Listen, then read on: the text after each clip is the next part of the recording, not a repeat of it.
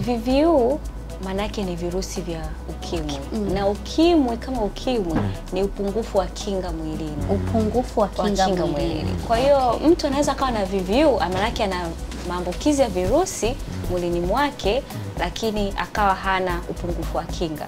Na mtu anaweza kaishi na VVU vizuri tu, lakini mpaka kuja huyo mtu kupata ukimwi inachukua muda.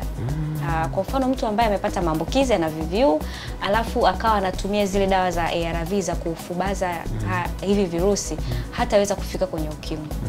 Yaani mpaka kuja kwenye upungufu wa kinga, kwa sababu vile virusi vya ukimwi wenyewe vinavyofanya ni kushambulia seli kinga za mwili, kiasi kwamba magonjwa mengine yanapokuja mwili unashindwa kupambana nayo. Kwa hiyo unakuta mtu yuko kwenye hati kubwa kupata magonjwa mengine ambayo akikupata wewe ni kawaida, lakini akimpata yeye anakuwa makubwa zaidi, na ndio kinacho dhuru watu zaidi na kuwaua. Kwa hiyo akiwa anatumia zile dawa za kufubaza makali ya virusi ARV hawezi kufika kwenye ukimwi. Kwa hiyo VVU sio kila mwenye VVU ana ukimwi.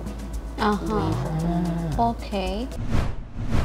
The Bantu.